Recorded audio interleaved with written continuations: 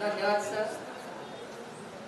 व्यासपीठावर उपस्थित मान्यवर, आजचे सत्कार मूर्ती ज्यांना शुभेच्छा देण्यासाठी आपण जमलेलो आहोत असे आपले सर्वांचे लाडके शिंदे सर, त्यांच्या सौभाग्यवती, त्याचबरोबर त्यांची कन्या आपली उत्कर्षचीच म्हणजे माझी विद्यार्थिनी अनुजा, त्यांचे चावली मी, त्या सगळ्या, त्याचबरोबर उपस्थित सर्व माझे शिक्षक बंधू.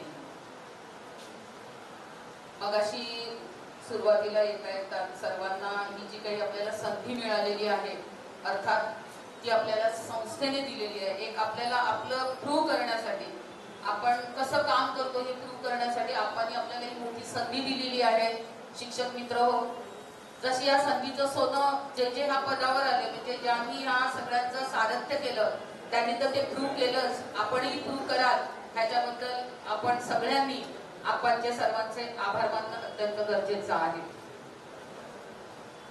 मगाशी उल्लेख झाला तो आपल्या गडदे मॅडमचा,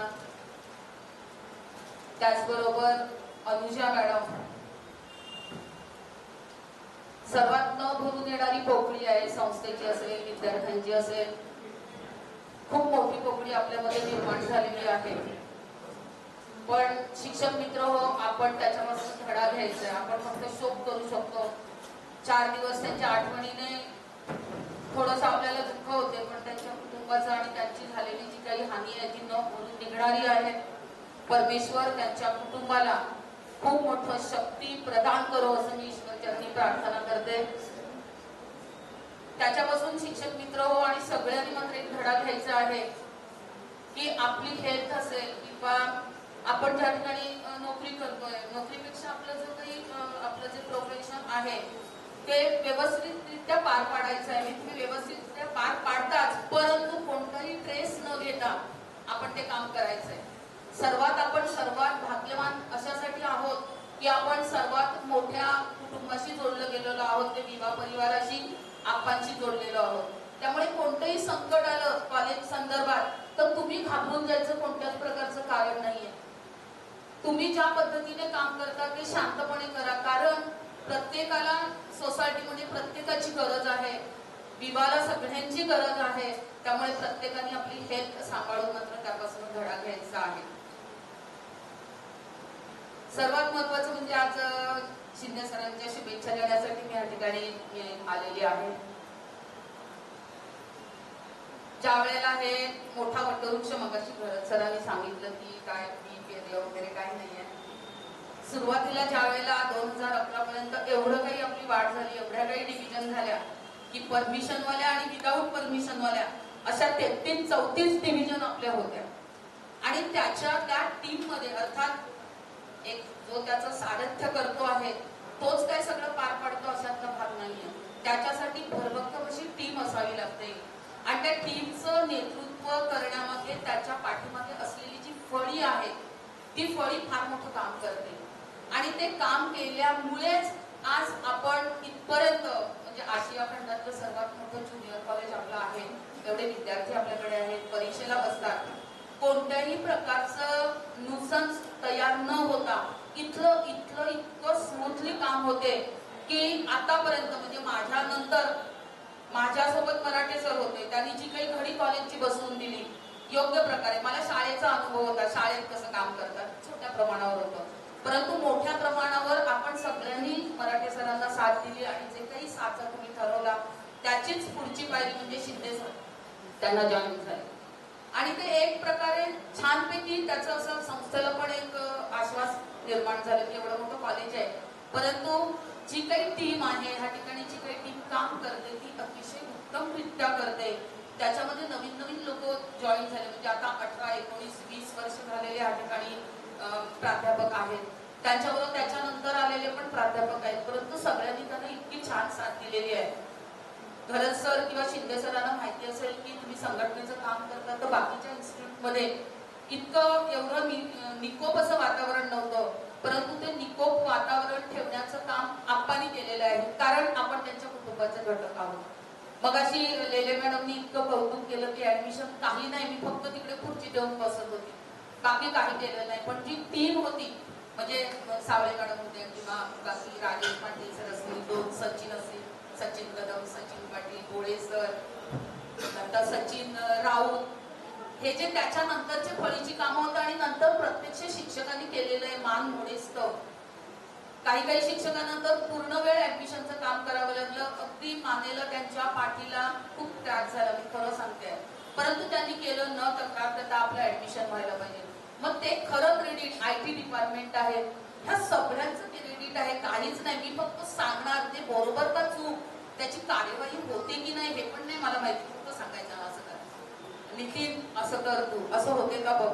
काय नितीन करणार आणि तिकडे किती मे महिन्यामध्ये त्यांची टीम आणि नितीन घाणेकर कदाचित आता आले का माहिती, परंतु त्यांनी मे महिन्यामध्ये पण पूर्ण काम केलं. जसं संस्था सांगेल मे महिन्यात या आणि ते करा काम, तसं काम त्यांच्या टीमने केलेलं आहे. फार सुरेख काम झालेलं आहे. आणि शिंदे सर, तुम्ही असतील, मी असतील, मराठे सर असतील, किंवा आतापर्यंत जे रिटायर झालेले ज्यांनी सारथ्य केलेलं आहे ह्या टीमचं, ते आपण खूप नशीबवान आहात. कारण अशी चांगली टीम आपल्याला मिळाली. म्हणजे आम्ही रिटायर झालो, चांगलं सक्सेसफुली आमचं सगळं पार पाडलं, त्याचं सारं श्रेय अर्थात ह्या सगळ्या पुढे बसलेले जे हात आहेत, मग ते शिपाई असेल, आपले सिक्युरिटी गार्ड असेल, सगळ्यांकडे ते क्रेडिट जातं. कोणी सुपरमॅन आणि सुपर वुमन नाही, बिलकुल नाहीये. ते शक्य पण नाही. मी खूप डिमांड केलं, मी अमुक करते, तर तेही काही खरं नसतं. त्याच्या पाठी राबणारे हात खूप असतात. आणि शिंदे सर एकदम चांगल्या पद्धतीने, म्हणजे असं वाटत होतं की मी रिटायर झाले, आता मराठे सर एकटेच पडले, आता आपण काय करायचं.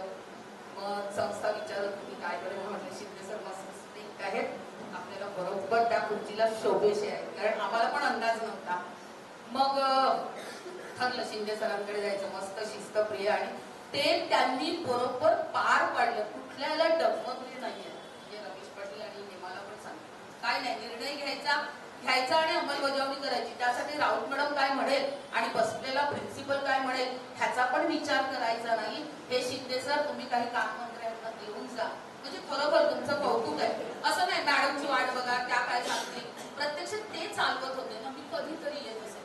पण त्याच्यातनं त्यांनी फार मोठं जे मराठे सरांनी सगळं शेड्यूल, आणि मराठे सरांबरोबर असणारे सगळ्या लोकांनी, आपले नॉन टीचिंग स्टाफ असेल, देशपांडे सर असतील, त्यांची टीम असेल, सगळं काम इतकं उत्तम. सर क्लर्कचं टीम पण मला कौतुक वाटतं, क्लर्क लोकांचं सुद्धा खूप सुंदर काम, म्हणजे खूप हुशार आहेत सर. म्हणजे काय, एक सांगितलं की त्यांना एकदम लगेच कळतं, हा आपल्याला असं करायचंय. मग ते कसं करायचंय ते शोध लावणार बरोबर. देशपांडे सरांना असं पत्र बनवायचं आहे, सर तुम्ही कुठून आणायचं काय जमणार. हा सर एवढं सुंदर ड्राफ्ट बनवतात की बस. मग ते सरांवर अशी माझी कामं सगळ्यांकडे अशी होती की त्यांनी त्या याच्यामध्ये एकदम ते मास्टर होते, त्यामुळे ते काम झालं. अर्थात सर, तुम्ही उत्तमरित्या आपली ह्या ठिकाणी सेवा दिलेली आहे, खूप छान काम केलेलं आहे. कदाचित तुमच्या कुटुंबांना ते आता सौभाग्यवतीला आता माहिती पडले असेल, पहिल्यांदाच त्या कदाचित आल्या ह्या ठिकाणी, फक्त डबा घेऊन कधीतरी आलेल्या मी पाहिलेले आहेत. पण सरांचे शिस्तप्रिय आहेत, घरी पण तसंच आहेत ना वहिनी. सर पण शिस्त चांगली आहे, अनुजा पण छान आहे, तुमचं कुटुंब त्यामुळे छान आहे, तुम्ही घरच्या लोकांना चांगल्या पद्धतीने सांभाळता. तर मी ईश्वरचरणी एवढीच प्रार्थना करेल की तुम्हाला खूप दीर्घायुष्य लाभो, आणि आपल्या कुटुंबाची, आता तुम्ही संस्थेची सेवा केली, आपल्या कुटुंबाची अशीच सेवा आपण करते राहो.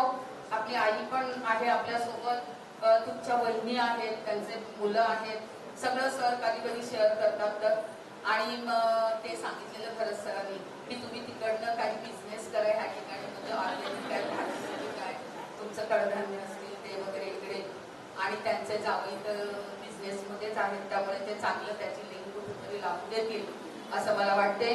पुन्हा एकदा मी जिवदानी मातेची प्रार्थना करते आणि तुम्हाला खूप दीर्घायुष्य लाभो आणि चांगल्या पद्धतीने तुम्हाला चांगलं सेवा घडो आपल्या हातून, हीच मी ईश्वरचरणी प्रार्थना करते. जय हिंद, जय महाराष्ट्र, जय श्री कृष्ण. धन्यवाद मॅडम. आपली तब्येत बरी नसताना सुद्धा आपण या कार्यक्रमाला आलात आवर्जून, कारण शिंदे सरांचा सेवा पुरते आहे म्हणून मॅडम आवर्जून आला. दवाखान्यात बऱ्याच दिवस सगळ्यांना माहिती आहे. मी जवळचं भाग ठेवतो आणि आपल्या विवाह महाविद्यालयाच्या उपप्राचार्य आदरणीय पराक्षे मॅडमांना विनंती करतो की त्यांनी 2 शब्द बोलावे.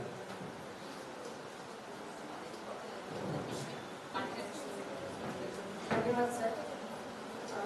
मंचावरील सर्व उपस्थित मान्यवर, आजचे उत्सवमूर्ती शिंदे सर, त्यांचं सर्व कुटुंब, ज्युनियर कॉलेजचे सगळे सहकारी. मला माहिती आहे वेळ भरपूर झालाय. मी फक्त एवढंच म्हणेन की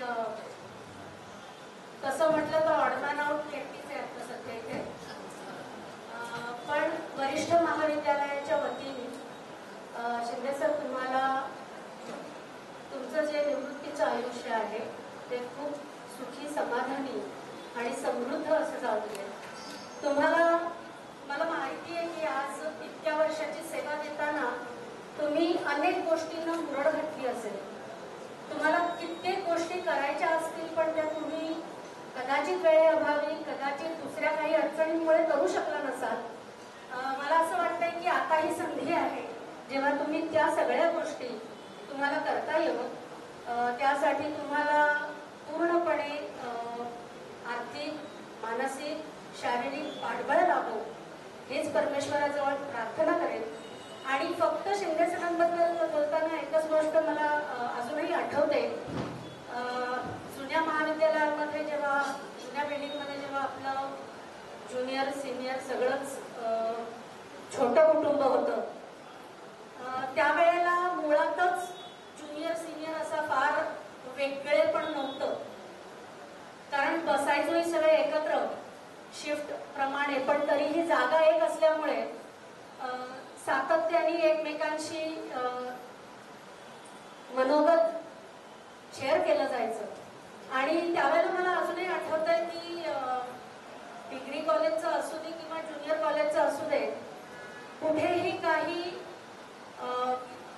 मुलांच्या बाबतीमध्ये काही इश्यू झालाय किंवा असं काही झालंय किंवा स्पोर्ट्सचं काहीही आहे, तर जसं डिग्री कॉलेजच्या शिक्षकांना आम्ही अप्रोच करायचो तसं पहिल्यांदा शिंदे सरांना अप्रोच करायचो की सर असं असं करायचंय, स्पोर्ट्सच्या संदर्भामध्ये हे काही करायचंय, जरा तुमचं मत सांगा, तुमचं मार्गदर्शन करा. कारण सर त्यावेळेला खरंच खूप ऍक्टिव्ह होते त्या गोष्टीमध्ये. आणि एक कुटुंब, एक घर असल्याप्रमाणे सगळ्या गोष्टी चालत होत्या आणि त्यामुळे देवाणघेवाण खूप सोपी होती. अर्थातच कुटुंबाचा आकार वाढला की सगळ्याच गोष्टी आपल्याला त्या पद्धतीनेच हँडल कराव्या लागतात. आणि म्हणूनच बहुधा उपप्राचार्य पद त्यांच्याकडे काय किंवा माझ्याकडे काय आलं असावं, कारण सगळंच मॅनेज करताना ह्या गोष्टी कराव्या लागतात. पण सर ते दिवस खूप छान होते आणि त्या गोष्टी आजही तितक्याच प्रभावितपणे आठवतात. आणि तो शेअर केलेला वेळ, तो शेअर केलेला डबा, या सगळ्या गोष्टी आजही तितक्याच प्रकर्षाने आठवत आहेत. तुम्हाला पुन्हा एकदा शुभेच्छा देते आणि माझं म्हणून धन्यवाद. धन्यवाद मॅडम. आणि आता ज्या मनोगताची सर्वजण आतुरतेने वाट पाहत आहेत, कारण पाटील सर आणि मला जर शिंदे सरांकडून काही घेता आलं असतं तर नक्कीच थोडंफार काही तुमच्याकडे मागणी केली असते सर. कारण रिटायरमेंट पर्यंत आज सुद्धा एखाद्या हिरोला लाजवतील एवढे केस रचना त्यांचे सुंदर आहे. तर मी जास्त बोलत नाही, पाटील सरांना विनंती करतो की त्यांनी यासाठी आपलं मनोगत व्यक्त करायचंय. आता ते पाटील सर. नमस्कार. आदरणीय व्यासपीठ, मार्गदर्शिका राऊत मॅडम, पराताई मॅडम, संस्कार मूर्ती शिंदे सर, हेमा मॅडम आणि अनुजाची मम्मी आई,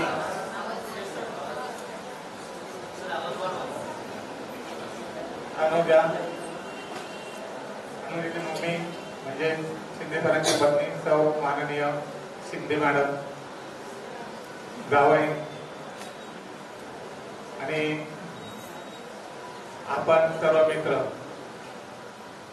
म्हणजे हे सेवापूर्ती आपण जो कार्यक्रम आता तो प्रघात ठेवलेला आहे की पाटील सर आले, बोलले की सेवानिवृत्तीचा कार्यक्रम जोपर्यंत होत नाही असा एक अंदाज बांधत आलेले बरेच शिक्षक ते पाटील सर बोलले की झालं काम सेवानिवृत्तीचा फक्त, पण आता ज्या नीरज सरांचा सेवानिवृत्तीचा कार्यक्रम झाला, मराठीचा झाला किंवा नीता ठक्कर मॅडमचा झाला, तेव्हा व्हिडिओ शूटिंग नव्हतं. आता व्हिडिओ शूटिंग आहे, त्याच्यामुळे मला बऱ्याचशा मर्यादा येतात. शिक्षकाची तत्व पाळावी लागते. जरी मित्र शिंदे सर मित्रांबद्दल जरी बोलायचं झालं तरी पण एखादा शब्द सुटल्यानंतर तो परत मला वापस घेता येत नाही किंवा मागे घेता येणार नाही. सुरुवातीलाच मी शिंदे सरांना सांगतो की एखादा बोलण्यामध्ये शब्द चुकून असं निघाला मनाला लागल्यासारखा तर तो तुम्ही मनाला लावून घेऊ नका. त्याच्याबद्दल मी आताच माफी मागतोय किंवा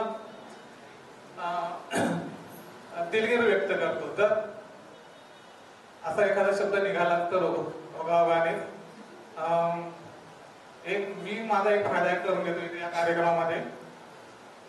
शिंदे सरांनी मी सुपरवायझर असताना 25 वर्ष काम केलं माझ्या हाताखाली आणि नंतर मला त्यांच्या हाताखाली काम करावं लागलं. असं लाईफ मध्ये जीवनामध्ये घडू शकतं, ते घडलेलं आहे. आणि मला नंतर बऱ्याच शिक्षकांनी विचारणा केली की सर हे कसं काय, ते सर व्हाईस प्रिन्सिपल झाले आणि तुम्ही इथे म्हणजे तुम्ही घेतलं नाही का, तुम्ही मागे हटलात, तुम्ही घेत नाही. मराठीच्या वेळेला पण असंच केलं, शिंदे सरांच्या वेळेला पण असंच केलं, तुम्ही घेत नाही. केवढा मोठा गैरसमज वापरा. आता मला ते स्पष्ट करावं असं वाटतं, कारण बघा 2007ला जेव्हा ग्रँट आली त्यावेळेला कुसुम नाईक, ममता म्हात्रे, मी आणि शिंदे सर चौघेजण एक नंबरच्या लाईन मध्ये पहिल्या सोयीमध्ये.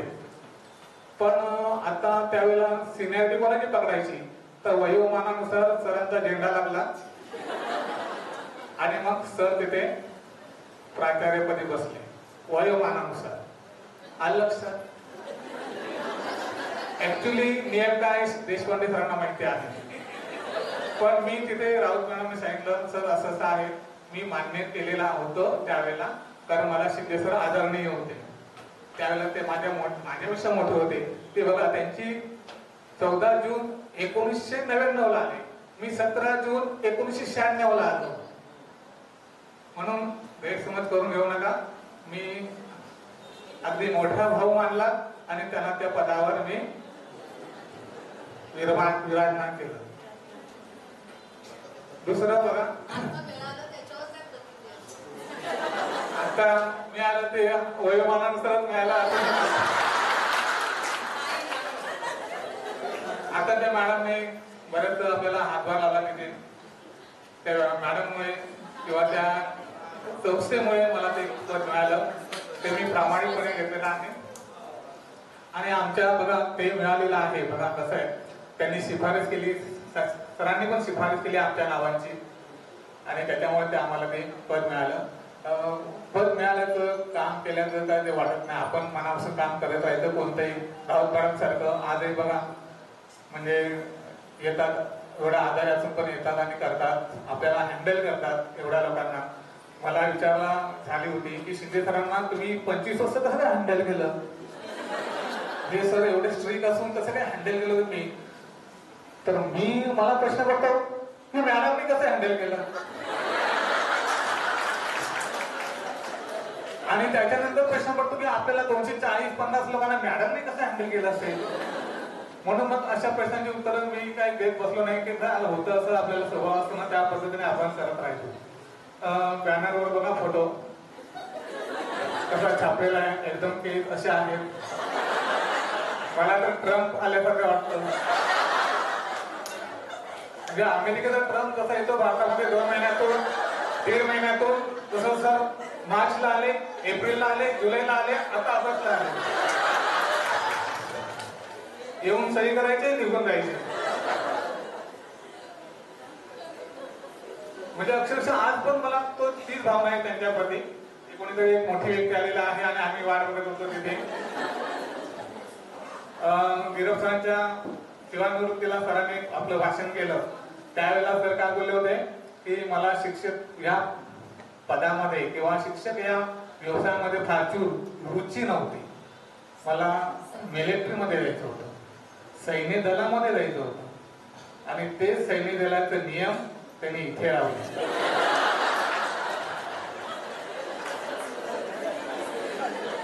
म्हणून वाणी सरांनी व्यक्त केलं, मला पेन वापरायला लावलं.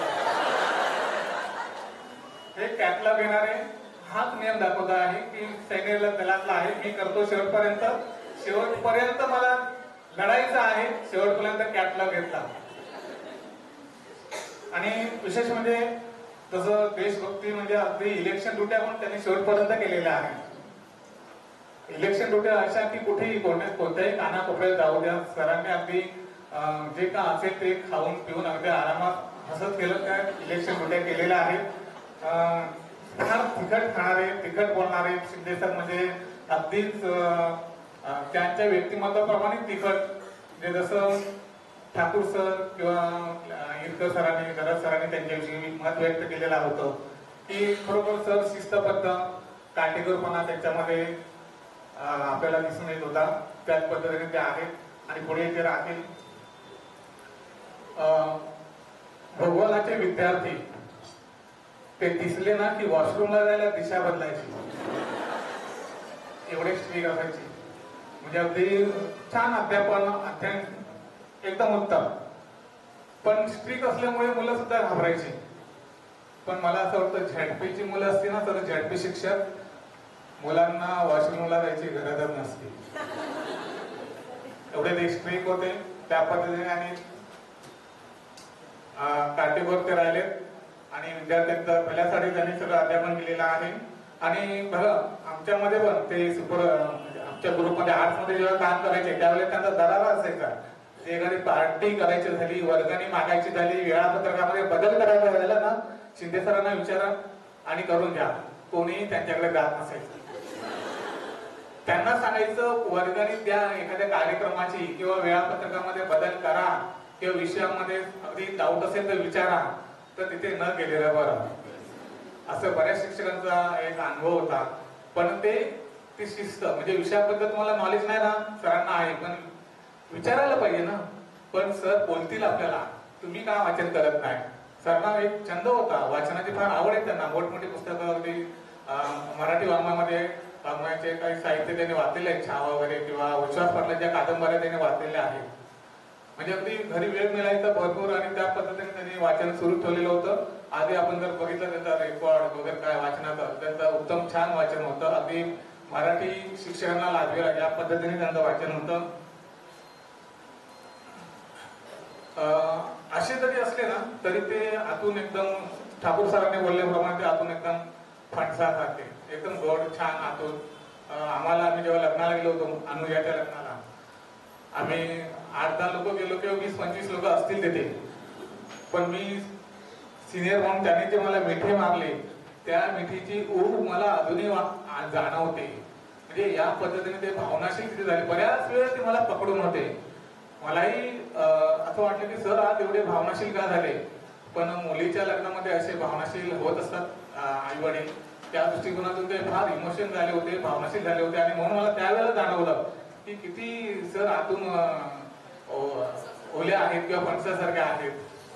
आणि बघा आयटीचा आयटी शिक्षकांचा कार्यक्रम होता आणि मला वाटतं महाराष्ट्र गीत लागलेलं होतं आणि सरांनी त्यावेळेला त्या दर्शितने मला वाटतं एक वेगळी भूमिका केलेली होती 7 क्लासची.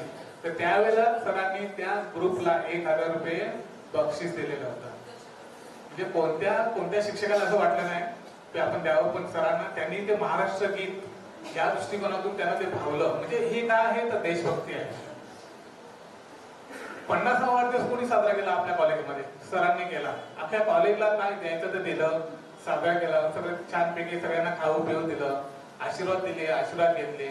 असे म्हणून ते मला ते आतून हे वाटतं. म्हणजे फणसासारखे अगदी गोड आहे, छान पीक आहे. म्हणजे आपल्याला वरून वाटतात त्या पद्धतीने, काटेकोर वाटतात. म्हणजे अगदी वेळेत, म्हणजे पूर्वी ते कल्याणहून येत होते. पूर्वी ते कल्याणहून येते ते 7 वाजता पोहोचायचे. आज आपल्याकडून जवळपास एक झालं उशीर झाला तरी पण ते आपल्याला पोचायला उशीर झाला तर आपल्याला वाईट वाटत नाही, पण त्यांना अतिशय ते फोन करायचे की मी उशीर होतो आहे किंवा 10 मिनिटं 5 मिनिटं, तर ते अगोदर कळवायचे गाडी लेट होते वगैरे. पण 4-4:30 ला निघणं कल्याणवरून आणि इथे 7 वाजता टच होणं, तर ते त्या दृष्टीकोनातून त्यांनी बरेच असे कष्टाचे मेहनतीचे दिवस घेतलेले आहेत. आणि आता ते फार म्हणजे लग्नानंतर ते फारच खुश आनंदित आहेत. आणि छोटू आहे, आता नातू झालेला आहे. नातूचा एक दिवशी मला फोटो दाखवला केस नसलेला, सर बघा फोटो. त्यावेळेला लहान होता तो. मी पण त्याचं कौतुक केलं कारण केस नव्हते ना त्याला. म्हटलं त्याला आपण कौतुक करायचं छान वेगळी. तर त्या आजोबाचा आणि नातवाचा कसा संबंध असतो किंवा कसा आनंद असतो, ते एक वेगळा आनंद असतो. ते राऊत मॅडमला माहिती आहे तो आनंद. तो आपल्याला आनंद कसा असतो माहिती नाही अजून, पण तो वेगळा असतो आनंद असं म्हणतात. म्हणून आजोबा आणि नातीचं एकदम किंवा नातूचं वेगळं नातं असतं ते. जसं एखाद्या विवाहित मुला तरुणांना किंवा दाम्पत्याला एखादं मूल झाल्यानंतर वेगळं एक स्टेप निर्माण होते किंवा स्टेज असते, एक पद मिळतं किंवा एक वेगळा आनंद होतो. तसं त्या एज मध्ये वेगळा आनंद आहे. आणि म्हणून सर त्या नातूच्या बरोबर ते वेळ घालवतात त्याला, कारण एक वेगळा आनंद असतो तिथे. आणि ते प्रत्येकाच्या नशिबात नसतं, ते काही ठराविक लोकांच्या नशिबात असतं. आणि सरांना तो आनंद पुरेपूर मिळावा, अगदी शेवटपर्यंत मिळावा अशी मी इच्छा ते व्यक्त करतो. बघा सर आता आहेत म्हणजे अगदी 2-3 बाजू आहेत त्यांच्या, पण सर मला आधी काही कळलेच नाही, काही कधी मला कळले नाही सर. बघा रयत शिक्षण संस्था कोणाचे माहिती आहे मला, आणि रयत शिक्षण संस्थेमध्ये त्यांच्या आदर्श त्यांची तत्व त्यांनी पाळली. आणि घरी पेपर सामान आणायचे, सामना पेपर कोणाचा होता माहिती आहे, आणि काम करायचे इथे. तुम्हाला कळलंच नाही हा कोणत्या पक्षाचा माणूस आहे. म्हणून ह्या अशा गोष्टी अनादीने त्यांच्या याच्यामध्ये. आणि अजूनही बघा असं म्हणतात की मानसशास्त्र असं म्हणतात की आपण जास्तीत जास्त 10% व्यक्तीला ओळखतो, 90% ओळखत नाही. आणि त्या दृष्टिकोनातून मी काय त्यांना जास्त काय ओळखत नाही. पण ह्या अनाकलने बऱ्याचशा गोष्टी आहेत. तर मी आता उशीर पण बराच झालेला आहे, त्यांनाही बोलायचं आहे. त्यांच्या पण काही भावना असतील व्यक्त करण्याच्या, त्यांना शेवटचं काय जे भाषण आहे आपल्या इकडे येतील ते पुढे बोलायला ते येऊ शकतात, पण त्यांनाही काहीतरी सांगायचं आहे. म्हणून मी जरा इथे आवडतं घेतो आहे. आणि पुढील आयुष्य आणि या कुटुंबाला सगळ्यांना छानपैकी जावं. माझा तर शब्दच असते की त्यांच्या मनाप्रमाणे जावं. म्हणजे त्यांना जर नाचायचं असेल तर नाचत राहू, त्यांना जर हसायचं असेल तर हसत राहू, तर त्यांच्या पद्धतीने जावं ही ईश्वरचरणी प्रार्थना करतो. आणि माझे 2 शब्द संपवतो. जय हिंद, जय महाराष्ट्र, धन्यवाद.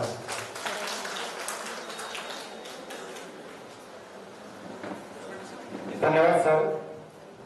अतिशय हास्याचे फवारे सगळीकडे उडाले. हजरजबाबीपणा काय असेल तर तो पाटील सर. पाटील सर आणि शिंदे सर, मी त्यांच्याबरोबर 8-9 वर्ष आर्ट्स मध्ये कामाला होतो. जर कधी काही शिंदे सरांनी काही ऐकलं नाही तर पाटील सर, राऊत मॅडमला कदाचित माहिती नसेल की शिंदे सरांचं अजून एक नाव ठेवलं होतं सरांनी. त्यांना बादशाह म्हणायचे. बाबा तो बादशाह तो काही ऐकणार नाही. मग मला काही कळायचं नाही ते की बादशाह काय आहे. मग मी पाटील सरांना एकदा विचारलं की सर हे बादशाह काय आहे. जसं आपल्याकडे पक्या भाई आहे तसं आपल्याकडे बादशाह सुद्धा आहे. मग पाटील सरांनी सांगितलं की शिंदे सरांचं कॉलेजच्या कट्ट्याचं नाव आहे बादशाह. आणि खरोखर बादशाहप्रमाणे जगणारे आदर्शवादी, तत्ववादी, भक्तशीर, कितीतरी आभूषण लावले त्यांना तरी कमी पडतील असं व्यक्तिमत्व. मी आदरणीय शिंदे सरांना विनंती करतो की त्यांनी आपलं मनोगत व्यक्त करायचं आहे. आदरणीय शिंदे सर. सर्वांना नमस्कार.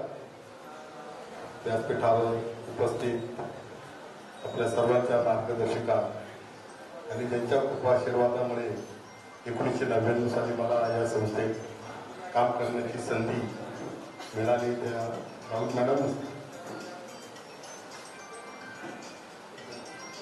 डिग्री कॉलेजच्या उपप्राचार्या व आमच्या अगदी सुरुवातीपासूनच्या सहकारी परांजपे मॅडम असतील, पाटील सर आहेत, हेमा मॅडम आहेत की ज्यांनी मी सकाळी यायचो, संध्याकाळी सही करून निघून जायचो आणि माझ्या अभ्यासीमध्ये त्यांना कामाचा अनुभव यावा. माझ्या कारकिर्दीमध्ये म्हणून मी ते माझ्या राजा संपवल्या, पण त्या त्यांना अनुभव येण्यासाठी संपवल्या. तर असे सर्व सहकारी आणि समोर बसलेले माझे सर्व सहकारी मित्रमंडळी, जास्त काही म्हणजे बोलणं म्हणजे मला बोलायला किती सांगता येत नाही, कारण बरेच आमचे वयाचा विचार न करता आमच्या दोस्त्या इथं झालेल्या आहेत. आमचा सातेवली आंबोळे ग्रुप होता, तर तो कोरोना नंतर आमच्या त्या ग्रुपला कुठंतरी थांबावं लागलं कोरोनाच्या नंतर. तर कोणाच्या बाबतीमध्ये त्या ग्रुपचा अनुभव घरात कोणतरी सांगितला. तर मी कॉलेज सुटल्यानंतर कारण मी ईस्टला राहायचो आणि घरी जाऊन परत एक म्हणजे मला तेवढा वेळ पाळणं शक्य नव्हतं, म्हणून मी जुन्या कॉलेजमध्ये जाऊन बसायचो. आणि मग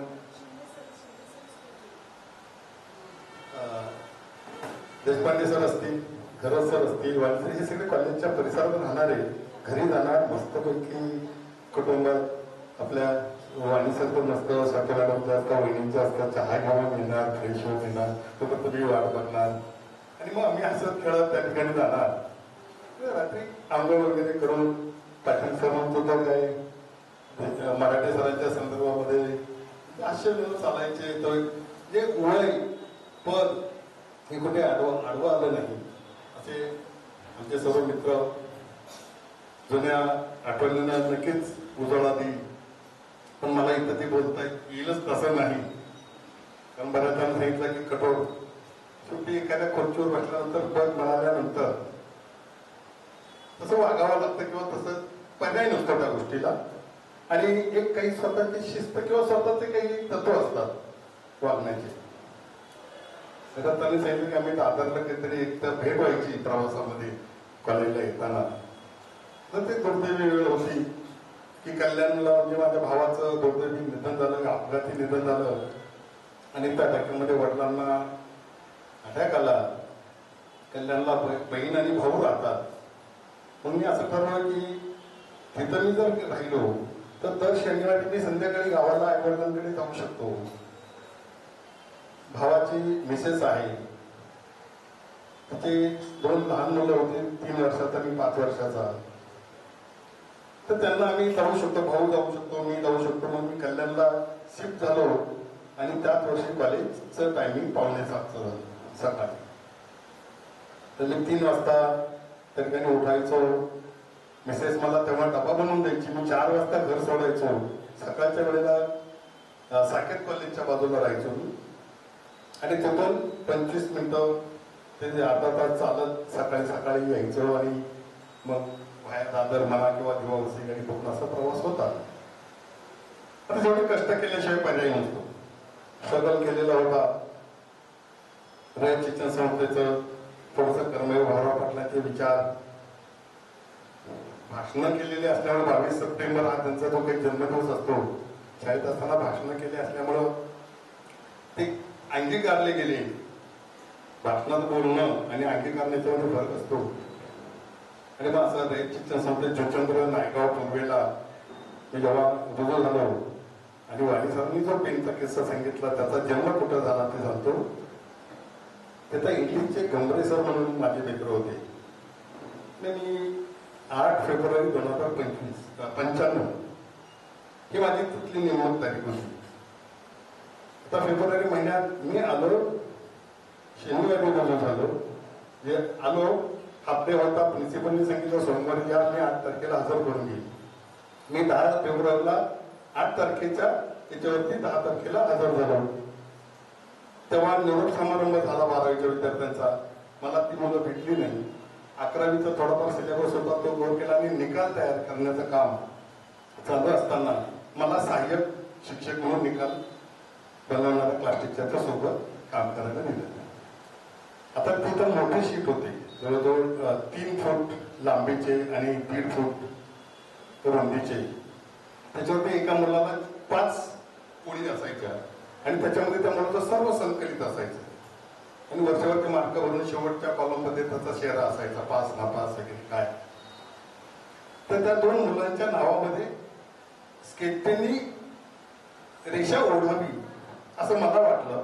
ती थोडीशी जात रेषा होतीच, पण मला वाटलं जर स्केच पेनाने रेषा ओढल्या तर ते अजून सुंदर दिसेल. म्हणून मी त्या गंभीर सरांना सांगितलं की सर, म्हणजे ते दुसऱ्या वर्गाचे क्लास टीचर होते, आणि म्हणलं जरा स्केच पेन देता का सर? तर त्यांनी तो शब्द वापरला की जेवढी हौस असेल, मी तो शब्द वापरत नाही कारण तो त्या सांगण्याच्या यायचा नाही, एवढी हौस असेल तर स्वतःच्या पैशाने आणून आणि त्या आपल्या हौसा पूर्ण कराव्या, असं त्या ठिकाणी त्यांनी मला सांगितलं. मग एस बी पाटील सर, मला वाटतं भोर मॅडम वगैरे यांना मॉडरेटर होते एस बी पाटील सर, ते माझे खरे गुरु. आता आहेत बिचारे, कल्याणला राहतात, त्यांचा एक मुलगा आहे, तो MD अनेस्थेशिया आहे, आणि ते गुरु माझे.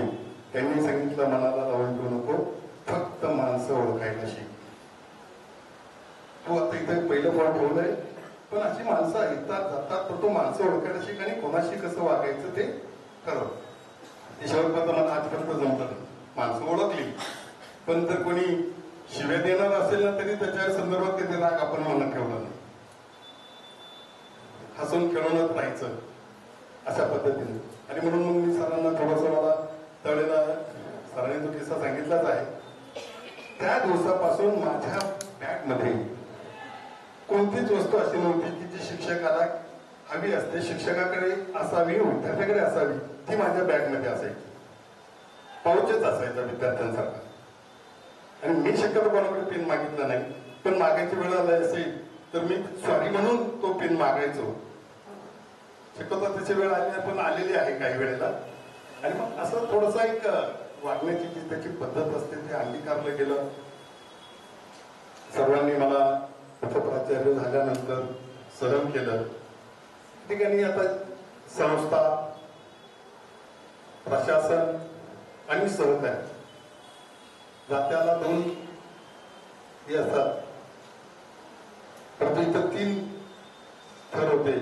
त्याच्यात जे मधले जे असतात त्यांना किती त्रास होतो, परंतु मला माहिती आहे. आता पाटील सर, हेमा मॅडम आणि हे जे आपले कोर कमिटीचे जे सदस्य आहेत, ग्रुप इन्चार्ज आहेत, त्या सर्वांना माहिती आहे की प्रत्येक स्तरावरती किती आपल्याला स्ट्रगल करावं लागतं त्या गोष्टी मंजूर करून घेणं म्हणा किंवा काही गोष्टी करणं.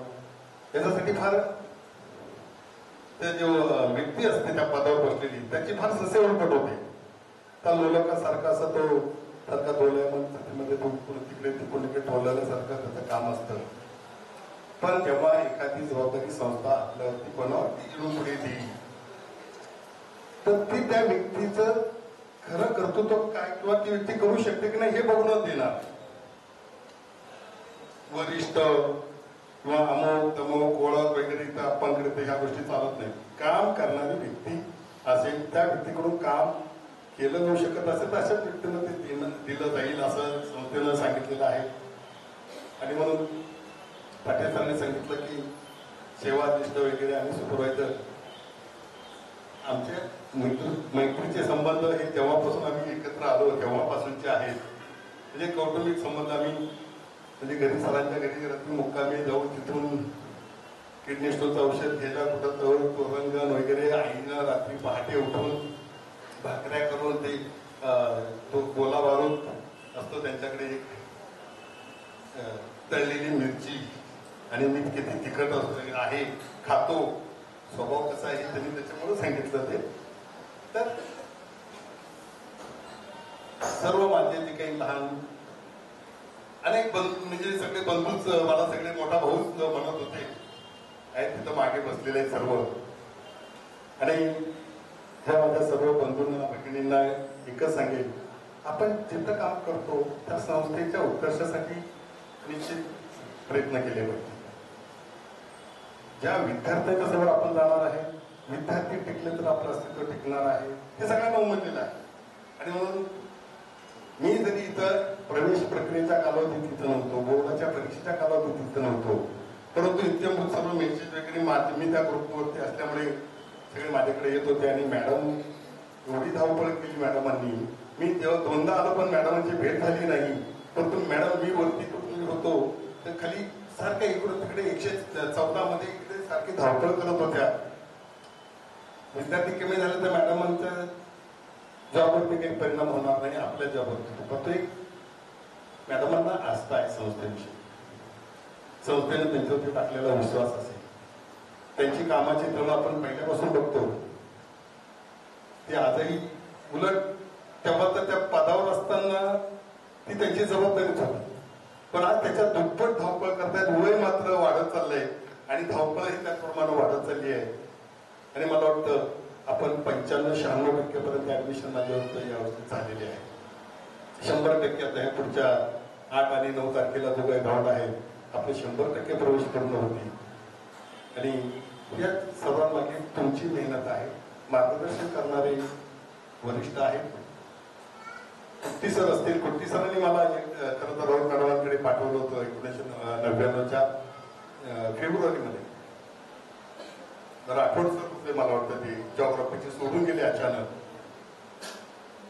आणि कुट्टी सरांकडे मी वर्धा कॉलेजला पण जात होतो, तर कुट्टी सर सांगितलं की असं असं जा. मी आलो, कॉलेज कुठे आहे, बस स्टँड कुठे, वेराला कधी आलोच नव्हतो. मॅडम गेलो, मॅडम सांगितलं. नंतर मला सांगितलं 14 जूनला या तुम्ही झाली. आणि मॅडमांनी जे काही सहकार्य केलं, आज संस्थेचे अध्यक्ष आप्पा असतील, सचिन दादा, संजू दादा, पाटे सर, तेव्हाचे कार्यवाह कुट्टी सर आणि अपर्णा मॅडम असतील, यांनी जी काम करण्याची संधी दिली ते मी काम करण्याचा प्रयत्न केला तुमच्या जीवावर, तुम्हाला सोबत घेऊन. आणि ते कसं झालं, काय झालं, ही संस्था त्याचं मूल्यमापन करेल. तुम्ही त्याचं मूल्यमापन करू शकता. परंतु इथे ते कोण असं बसलेले आहेत, हेमा मॅडम असतील, पाटील सर असतील, अजून त्या ठिकाणी फ्युचरमध्ये माझ्या जागेवरती जे कोणी ते असतील, त्यांनी असं सहकार्य करा. आणि संस्थेचं नाव कसं होईल, संस्थेच्या नावाचा आपण टीका लावलाय, त्या नावाला कधीही काळीमा फासला जाणार नाही, एवढं फक्त लक्षात ठेवा. आपण प्रथम संस्थेला जबाबदार आहोत. शासन आपल्याला मान्यता देऊन पगार देतं, पण आपल्याला नियुक्ती मात्र संस्थेनं दिलेली आहे. त्या संस्थेचं ऋण कधीही आपण फेडू शकत नाही. अशा या विवा चॅरिटेबल ट्रस्टच्या ऋणात मी शेवटच्या श्वासापर्यंत राहील. कारण या संस्थेनं माझ्या 3 पिढ्यांचं व्यवस्था केली. माझ्या नोकरीमुळे माझे वडिलांचं लवकर निधन झालं, परंतु नोकरीला असताना वडील, आज आई आहे 80-81 वर्षाची. ती आज तिचंही डोळ्याचे पारणं भेटली. माझ्या मुलांनी माझ्यासाठी 4 पैसे कमवून आणले आणि बघतोय, भावाच्या मुलांकडे बघतोय. माझं जे काही कुटुंब होतं ते झालं, नंतर माझी मुलं, म्हणजे अशा 3 पिढ्यांचं त्या ठिकाणी व्यवस्था संस्थेमुळे झाली. मी सदैव संस्थेच्या ऋणात राहील. तसेच जे आपले मित्रत्वाचे प्रेमाचे जे संबंध आहेत, ऋणानुबंध आहेत, हेही तसेच राहतील. शक्य झालं कुठं काही चांगला आनंदाचा गोड कार्यक्रम असेल, निमंत्रण द्या, शक्यतो प्रयत्न करेल. तसंच घरात सरांनी सांगितलं की शेती करताना ऑर्गॅनिक शेती करण्याचा प्रयत्न केला जाणार आहे. जावयांकडे पण भरपूर शेती असल्यामुळे आणि त्यांचे भाऊ आणि वडील हे प्रगतीशील शेतकरी आहेत. जे भाऊजी आहेत त्यांच्याकडे ड्रॅगनची शेती आहे. तर ते त्यांच्या जोडीला त्यांचं मार्गदर्शन घेऊन, म्हणजे तुमच्या जावईंच्या वडिलांचं, भावाचं, आमच्या बहिणीच्या सासऱ्यांचं किंवा इतरांचंही मार्गदर्शन घेऊन ऑर्गॅनिक शेती करण्याचा प्रयत्न करेल. आणि तुम्ही जर संधी दिली, माझ्या शेतातील उत्पादनांना मार्केट जर दिलं, तर मी निश्चित तुमच्यापर्यंत ते पोहोचवेल.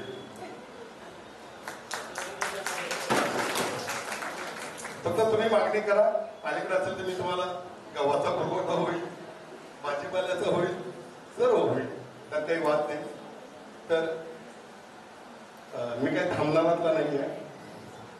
मी काहीतरी करत राहील. अनेक जण सांगतात रिटायर झाला आता थांबायचं नाही, बसलं की असं होतं तसं होतं, पण नाही. माझे सर्व नातेवाईक इतर जे आहेत तेही मला सल्ला देतील आणि त्यांच्या मार्गदर्शनाखाली तुमच्या कृपा आशीर्वादाने तुमच्या सदिच्छा सोबत घेऊन जाईल त्या अनंत काळापर्यंत शेवटच्या श्वासापर्यंत माझ्यासोबत असतील.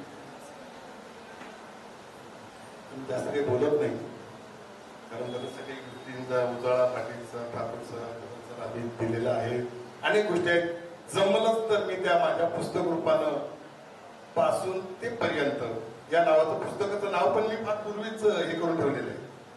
आणि हे पासून ते पर्यंत हे एसटी बसच्या तिकिटावर असलेले 2 शब्द आहेत जे पंच केलं जायचं पूर्वीच्या काही. एका बाजूला आकडे असायचे आणि मध्ये एसटी महामंडळाचे म्हणून दुसऱ्या बाजूला पण टाकायचे.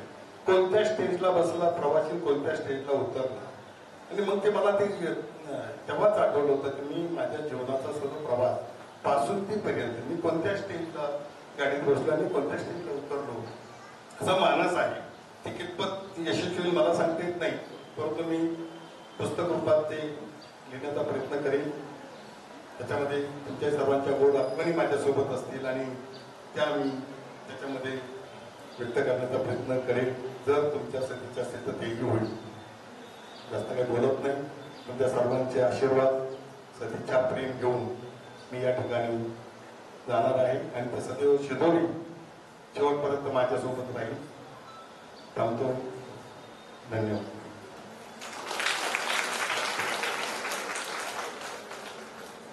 अतिशय भावनिक असे बोल सरांनी या ठिकाणी बोलले. कारण की सगळ्यांनी उल्लेख केला तसं नारळासारखे वरून जरी कठीण वाटत असेल पण आतून मृदू आहेत सर. आणि कला विभागामधून भरपूर लोकांनी नावं दिली होती बोलण्यासाठी, पण वेळेचं भान ठेवून त्यांनी स्वतःहून सांगितलं की शिंदे सरांविषयी आम्ही कृतज्ञता नेहमीच व्यक्त करतो, पण त्यांचे सहकारी जे आहेत त्यांचं आज बोलणं महत्वपूर्ण आहे म्हणून त्यांच्यासाठी सगळ्यांनी आपली नावं कट केली. मीही एक गाणं घेतलं होतं तेही मी कट केलं. फक्त शेवटी एकच सांगतो, चलते चलते मेरे ये गीत याद रखना, कभी अलविदा ना कहना, कभी अलविदा ना कहना. कारण हे गाणं घेतलं होतं मी, ते म्हणू शकलो नाही कारण वेळ नाही आपल्याकडे. मी आता जास्त वेळ न घेता या कार्यक्रमाचा शेवट्याकडे वळतो आणि आभार प्रदर्शनासाठी पेभा बर्टा मॅडम यांना विनंती करतो की त्यांनी आभार व्यक्त करायचे. धन्यवाद सर.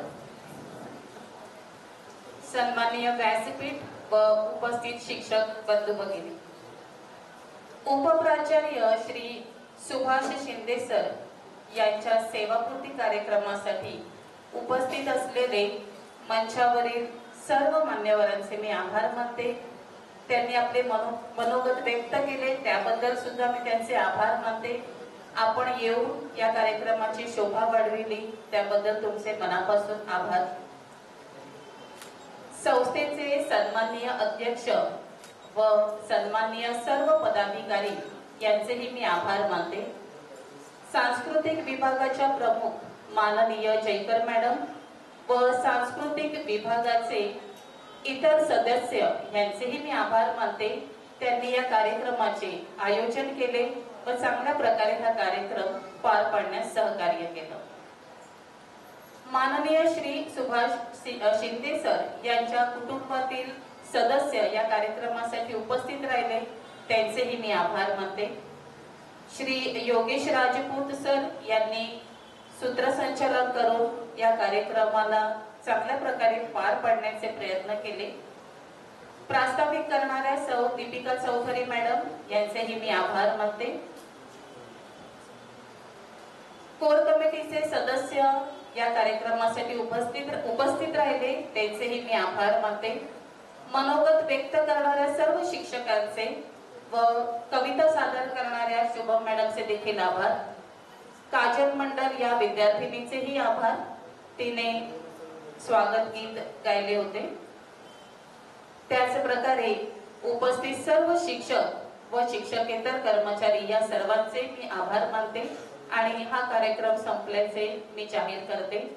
ज्या शिक्षकांना सरांना शुभेच्छा द्यायच्या आहेत ते त्यांना भेटू शकतात.